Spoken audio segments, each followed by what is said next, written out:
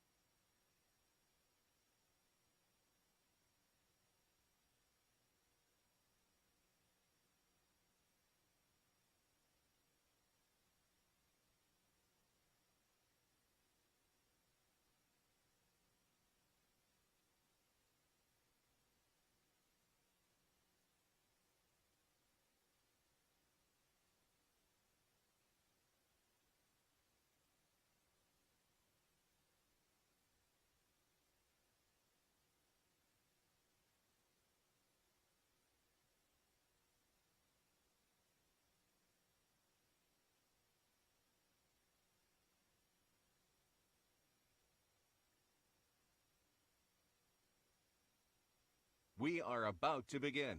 Please make your way to your seats. We are about to begin.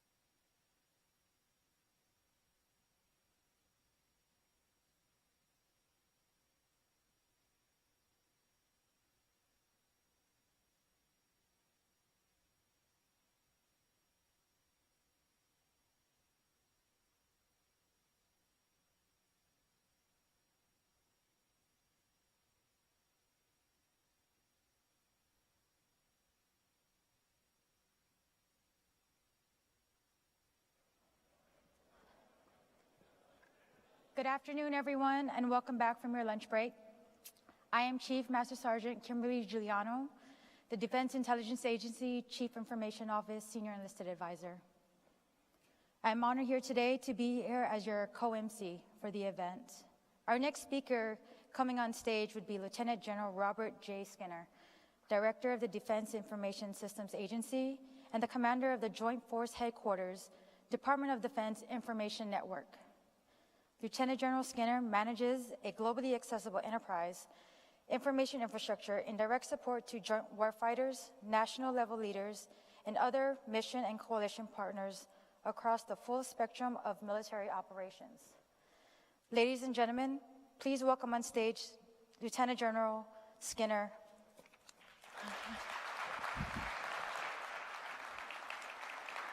Good afternoon. How's everybody doing this afternoon? So I have a special affinity for San Antonio, not like my boss, Mr. Sherman, who's from around here. But I remember distinctly back in 1989 going to Lackland Air Force Base, Medina Annex actually, for my officer training school. Now, that's one of the, again, not a very bright decision of coming to San Antonio in August to go through officer training, but we survived and going forward. And so I thank everyone for coming out. I'll tell you, this is the first time that I've been at DODIIS. Which will highlight some of the great relationships that we have with the IC community and the DOD. But I also know that as a first-timer, I get the prime slot, right? I get the slot right after lunch. Everyone's excited, awake, ready to get after some things this afternoon. And so I want to thank the DODIIS committee for allowing me the opportunity to be the guest speaker right after lunch. So why am I here? So I have two hats, right? I have the commander of the Joint Force Headquarters, DODIN, about 500 individuals who are aligned and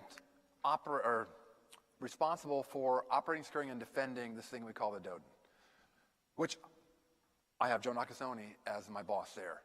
And if you think about the DODIN, and yes, JWCC is part of the DODIN, when you think about the DODIN, that is the third largest network in the world when you look at it from an IP-based standpoint. 300 million IPv4 addresses. Number one is the United States, right? Which, oh, by the way, we can help take credit for that. And number two is China. And we're number three. So that is a huge environment that is ripe for capability as well as being ripe for exploitation, which is something that we all know well that we have to continue to be good at. And then I'm honored to be the director of DISA. 19,000 person organization, about a $12 billion budget when you look at the working capital fund and appropriated fund. That's a lot of power. And we'll talk a little bit about that as we go forward. Now, sometimes as I talk with my two bosses, I feel like, and those who remember back in 1973, the movie The Exorcist, right? I know some of you weren't born yet, but those who were remember the spinning head, right? As you're going round and round. And so as I'm dealing with myself a lot, as the JFHU DODIN commander, I'll be saying, gosh, I wish DISA could do that. And then I look at myself and go, well, that's us. And then as a DISA director, I'm going, gosh, I wish Cyber Command JFHQ DODIN wouldn't do that or would do that. And I'm going, well, that's me too. So I have a lot of fights internal. And so you'll see a lot more gray hair with me now than when I first took the job. And it's a lot of that in internal fighting. But I will tell you the reason I'm really here is, and this underpins everything that we do, and that's partnerships. I will tell you today, there is no greater partnership, and the partnership has never been better, than what Mr. Sherman and Joe Nakasone have from a DOD standpoint, DOD CIO and Cyber Command and NSA, but it's broader than that. It's the intelligence community as a whole and the department. You look at the things that have happened, and we'll talk a little bit about this over the next few minutes, but Adele and Linnea and Doug, every time that I've had a discussion with them, and I didn't know them before I got in the job, every time I've asked something, it's, what can I do? In fact, sometimes I don't even have to ask. It's, how can we help you? That's powerful when you look at the capacity available among these multitude of organizations. In fact, it's such a great relationship that I had a discussion with EP last night, and he offered up Elsie to be the tech director, come over to DISA. No trade, no nothing, just a great, so Doug, thank you. We appreciate the partnership. But it's a great relationship, and we will continue to have that great relationship as we continue to move forward. Mr. Sherman this morning talked about the National Defense Strategy. I will tell you, it cannot be overstated the time that we are in today in relation to the threat. The international rules-based order is at stake. We are truly in competition, and we have got to be successful in competition, because what happens if you're not successful in competition? It usually leads to something worse. And he mentioned the three key components of National Defense Strategy. I'm going to talk about two of them real quick. Integrated deterrence. If you've not read the National Defense Strategy, let me boil it down to you in very simple terms. Integrated deterrence. If you think of a chessboard and the chess pieces, that's what that is. Are we postured? Do we have the forces? Do we have the equipment? Do we have the capacity and capability? Are we postured and ready? Do we have the training? Do we have the education for our force? Do we have modern technology that's integrated across the board? That's, in my eyes, integrated deterrence. And among all the domains, right, bring all these domains together to really get at this integrated and interoperable deterrence. Campaigning, in my eyes, that's how you're moving the chess pieces. You got to have a plan, and you got to be thinking 2, 3, 4 steps ahead to be successful. But it's moving those pieces, and do we have the right training and expertise and the right abilities to move those chess pieces to put the advantage always on our side? And you can't do that without allies and partners. You can't do that without jointness. And you can't do that without the folks in this room. To include academia, to include industry. All those pieces together and moving is how we are going to be successful. And so our North Star is the National Defense Strategy. So all the strategies that we have, all the things that we're working from a CIO standpoint, from a DISA standpoint, from Cyber Command, is how do we make sure we are best postured to succeed? So I was thinking about what to talk about, and I know they put the slide up, and but what I was thinking about is, the old saying, wouldn't it be cool? Right? Now, this isn't the Darwin Awards, wouldn't it be cool? Right? To where somebody thinks it's a great idea, something would be cool, and then it turns into a disaster. We don't want that. What we do want is that innovative spirit that's alive and well in the department. And how do we innovate? How do we, hey, wouldn't this be cool? Because then you have something called disamazing. Okay, I know some of you aren't sleeping. And that's what we are looking for. I'll tell you, on the way over here, I was reading an article, and I will tell you, I don't know half of what they were talking about. But the United States just tested a nuclear fusion reaction that had a positive net energy. Now, I'm from the Midwest. I have no idea what half of that means. But if it made front page news, then it's pretty powerful. And it's a first. So, as we talked about this morning, right, the innovation is here. The innovation is the United States, and that's what's going to continue to make us powerful and continue to make us capable and successful in what all we do. So as I'm looking at, okay, what would be cool? And so I got about 5 things here. We'll talk about it a little bit, and then I'll open up for questions. Mr. Sherman mentioned this morning, right? this huge thing we call Joint Warfighting Cloud Capability. Okay, just announced last week. A lot of work still has to happen. It's almost like the Greyhound dog, right? That's running in the track, catches a rabbit. Uh-oh, now what? But we're ready. 4 vendors, multi-classification, strategic to tactical, can go directly to these cloud service providers. Do you have to go directly to the cloud service provider? Nope. But it gives you that flexibility and that agility that we are always looking for.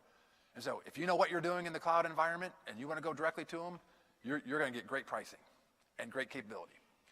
If you need a systems integrator or you want a systems integrator, that's available too. Because while this is a cloud contract, what I would offer is we've developed an environment that enables, there's a systems integration piece that can be leveraged. Right? We have infrastructure as a code that, working with the cloud service providers, we built templates to help go faster. We have a marketplace system set up that makes it easier to leverage this capability. And we have a Vulkan DevSecOps environment to also help from an application standpoint. So this is more than just a cloud contract. Although JWCC is the cloud contract, we've developed some other things working with industry to help with that. Every single task order is competed. So we already have discount pricing. There's an opportunity to have even more potential discount based on the task orders. $9 billion shared contract.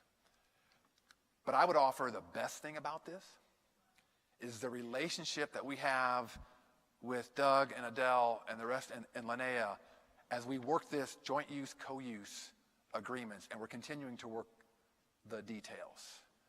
So this enables, for the first time ever, to be able to jointly use and co-use these capabilities from these vendors between the DOD and the IC. That is huge. You think that would have happened 5 years ago? I don't think so. We got the right leaders in the right place, and it's the right time. And so this is huge. Right? Okay, DODNet. Right? Individuals have to have the ability to be mobile, to be agile, and to be flexible. It doesn't matter if it's an unclassified network. It doesn't matter if it's a secret network. It doesn't matter if it's a TS or higher.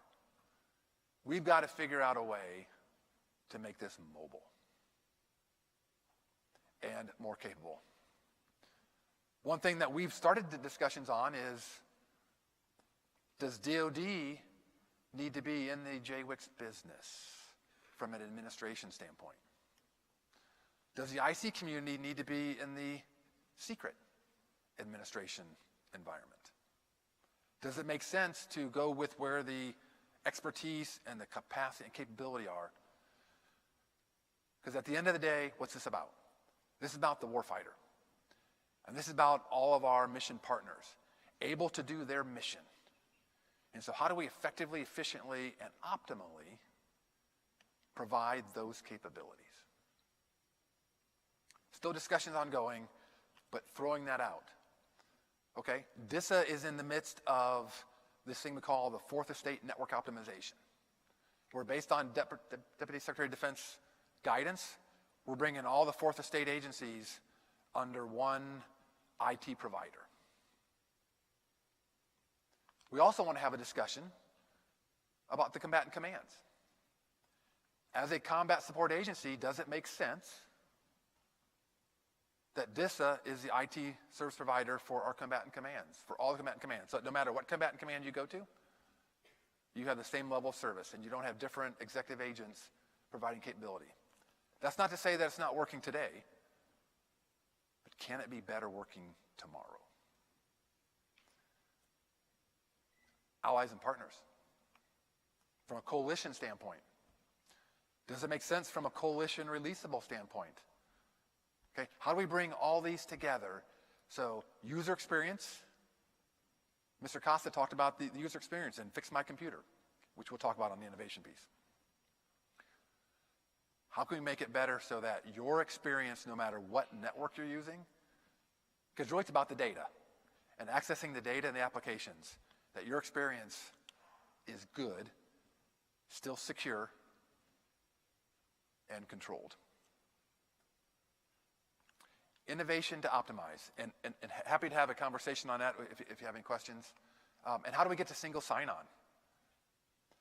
True single sign-on, even at multiple classification levels, which you think, 5 years ago that would never even be thought of.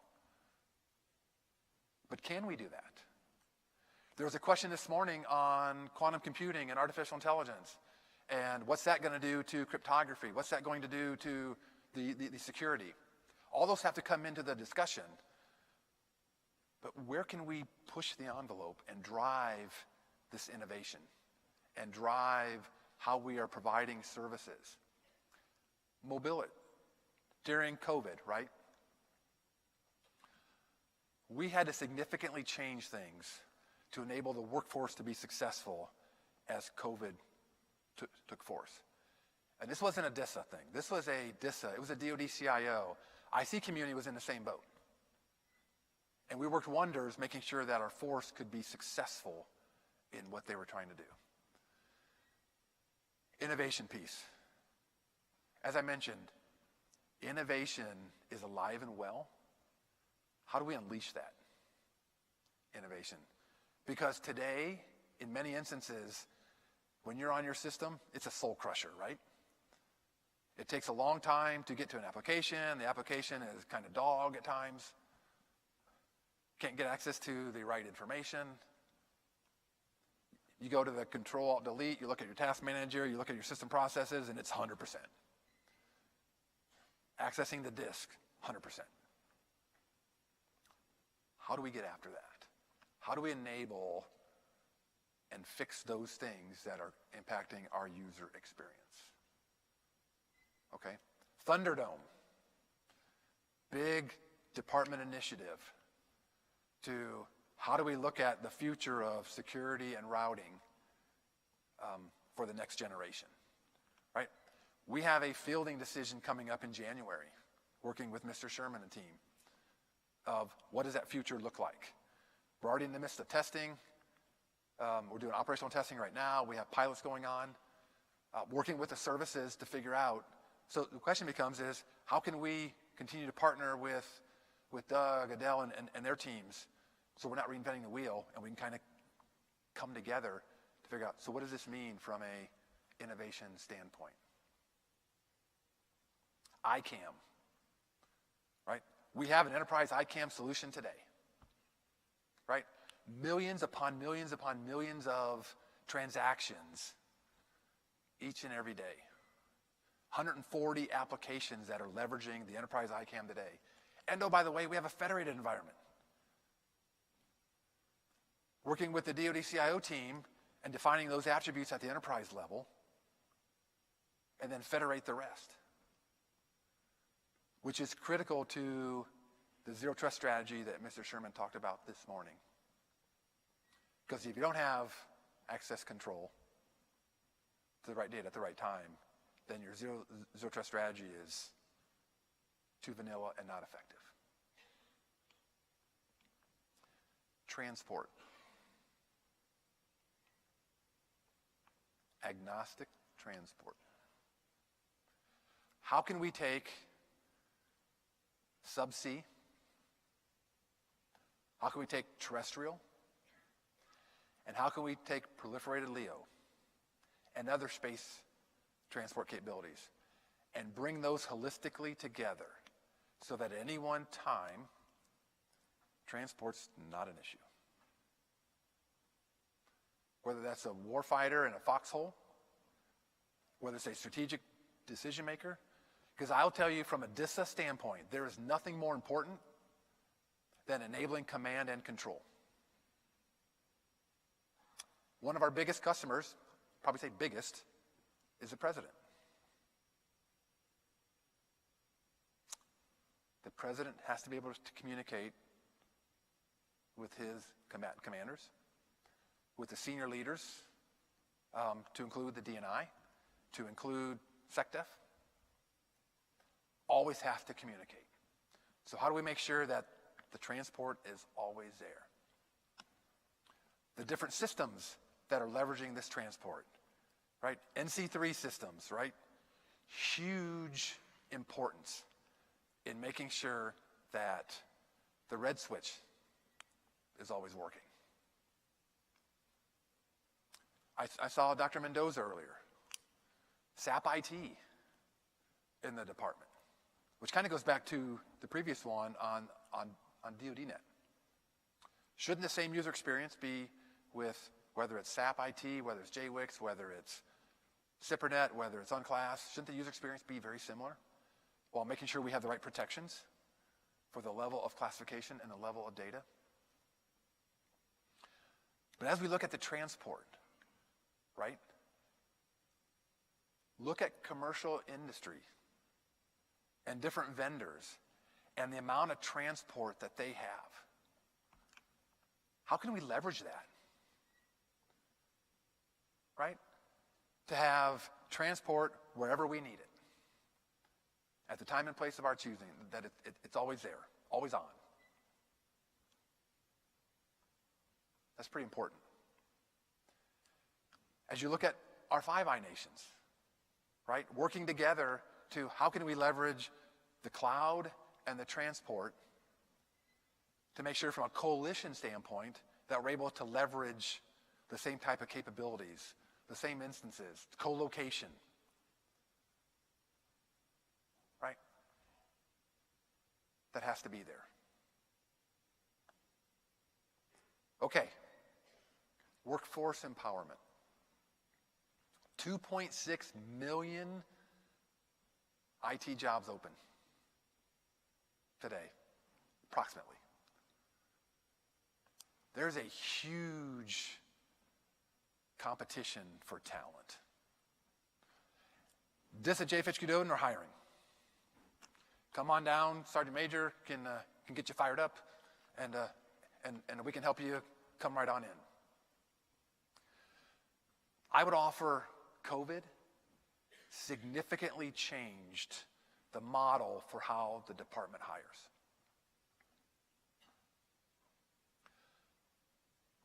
Majority of the people today that have come into the agency aren't looking for a career. They're coming in for a couple years, then they say, I want to go somewhere else. It may be within the agency, probably not. It may be another part of the federal government, or it may be external. And I would offer our industrial age personnel process still is not agile enough to adapt to the numbers, right? We have cyber accepted service, which has significantly helped in hiring in the right individuals in a much faster time frame, but that still is not fast enough to address the capacity. And then how do you compete? We can't compete with dollars. We know that. So we got to compete with other things, right? National Defense Strategy. The missions that we can do and the missions that you can do within DISA and the missions that you're doing today is very important and powerful. But there's other things too, right? What's your organizational structure like? Are you empowering individuals? Do you have a frozen middle? Every organization has it somewhere. How do you get rid of that frozen middle?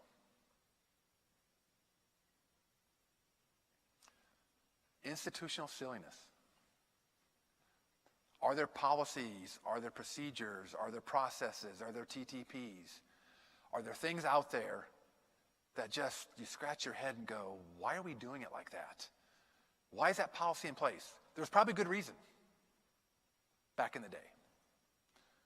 But are you taking a look at it? Because that breeds into the culture of your organization. If you can reduce that significantly, if you can have an environment that people want to come to work, people want to be there, they understand the mission, they got great teamwork, great leadership, and they're able to innovate and sometimes make mistakes. That's how you innovate, and that's how you get ahead. But I would offer part of this also is with industry. Okay? How can we take advantage of your intellectual capital and your expertise to help us be better? Okay? A couple of examples. Enterprise licenses. Those who've heard me talk before, this will be a mantra until I leave the position. Why can't we have consistent pricing for enterprise software? And that's just within DOD. I want to work with the IC to go, why can't we have it for the IC and DOD? And I know the words will say, well, you know, it's a different package. We got different capabilities. That's just masking the foundational aspect of, let's make it simple, less complex, and let's get to, and that way we are best value across the board. I would offer of the capabilities that industry has given us, we're probably using 50% of the capability that you've given us. Two things can happen, right? Either reduce what you're giving us because we're not going to use it, or we're not using it, or show us how to use it better. Show us how to optimize, right? A force that we've properly trained, properly educated, and understands the campaign of where we're trying to go with the right technology cannot be beat. How do we leverage the IT bingo words of artificial intelligence, machine learning, and all these other great concepts? How do we leverage those better? Right? I think Dr. Martell is going to be talking to you, either he talked to you earlier today or we'll be talking to you later.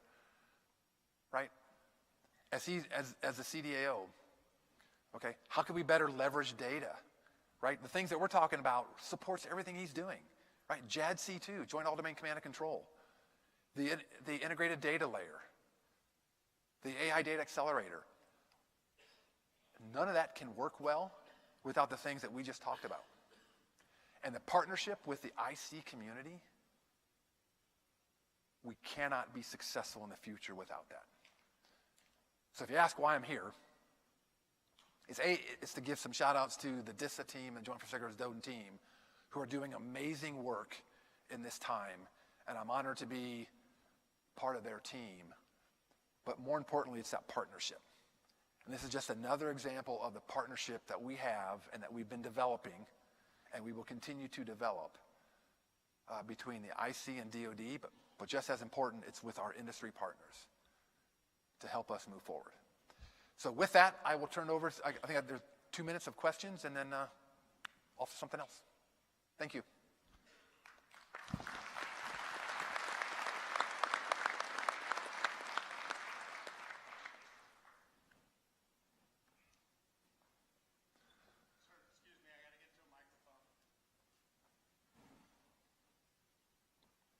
Have one question for you. I don't know if this is hot. Yes. The question that you brought up, ICAM, you brought up, and first of all, thank you. Good afternoon. Thank you for being such a great partner, especially with transport. We really, really appreciate it. Thank you very much. The thing that I have is about ICAM, and you know, everyone has their own identity management server, and unfortunately, those servers don't really talk very well to each other. What do you think about that, and how can we maybe become more innovative with that? So I would offer that goes to the federated part, right? And I think it really boils down to the data attributes and what are necessary at the enterprise level that can be provided as an enterprise, and then what's unique to a particular service mission partner that they have to have themselves. But it all has to be federated and integrated, and that's where the work that Mr. Sherman's doing and his team on the Zero Trust strategy, where ICAM is foundational to that. That's bringing in those data attributes to go, okay, at least from a DOD standpoint, here's what's necessary, foundational, And then if you need something above and beyond that for your mission or for your application, then you can federate that. And then the discussion comes to, okay, us working with Doug and others to go, well, is there a way that we can do this together? The other piece, and I'm glad you brought it up as you're talking about ICAM, I will tell you on the fix my computer stuff, it doesn't matter how good of a transport you have. It doesn't matter how good of an endpoint you have. It doesn't matter how good of a cloud strategy that you have. If the applications aren't refactored and rationalized for the current environment and for the future environment, it doesn't matter because it's just going to be a dog. And so anyone out there who's working on applications and systems for the department or for anyone else, help those and really drive that rationalization and the improvements of those applications, because that's where you're going to make your money. Thank you, sir. Joe Skinner, question. Oh, sorry, time's up. No, Joe Skinner. You talked about the cooperation that you have with the department. How are the services bought into this? Yes, so I will tell you, we have at least 2 to 3 meetings a week with the service CIOs under Mr. Sherman's leadership. And I will tell you, every service has their greatness and areas where they're not as great as in those areas. And we're learning off of each other. And so I would offer, anytime you see the Army out saying, hey, here's some great things that we're doing, or the Air Force, here's some great things that we're doing, that's all being shared amongst all of the key players under Mr. Sherman's leadership. So I would offer the CIOs that you have today, the relationship is the best that I've seen as I've been part of this department. And that goes to not just the personalities, but we all understand what national defense strategy is. We all understand where we need to go, and we're all driving. And as someone gets ahead on a particular place or a particular capability or particular innovation, then we're all there either supporting, because I would offer there's no mission in the Department of Defense that DISA is not enabling in some form or fashion. There's no capability. And so we're the it's almost like BAE, right? While we still do a lot of things, we also make a lot of things better. And so I would offer, from a CIO standpoint, it is a constant communication and driving forward together. Okay, thanks everybody.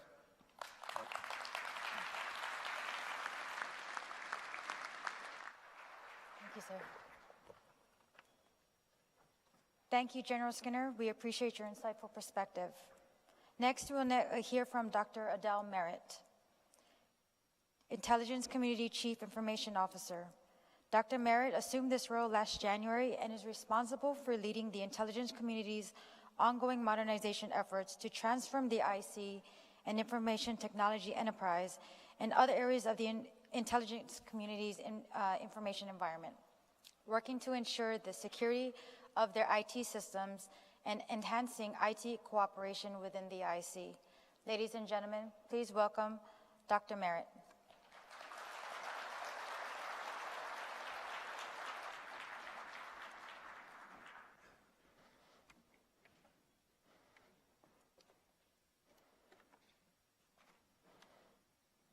Good afternoon. It is an honor to be here in the Lone Star State to speak at 2022 DODIIS. This is also my first time talking at DODIIS. This conference year's theme is Transcending Strategic Competitors Through Innovation, Adaptation, and Collaboration. And innovating, adapting, and collaborating is what we are looking to do to support the United States intelligence community. I am the IC's Chief Information Officer, the ICCIO, over in the ODNI. I report directly to Director Haynes and Dr. Dixon, who you heard earlier this morning. As the ICCIO, I am responsible for advancing the intelligence community's mission by leading the intelligence community's information technology transformation and protecting the information environment. Today, I'm going to talk to you about what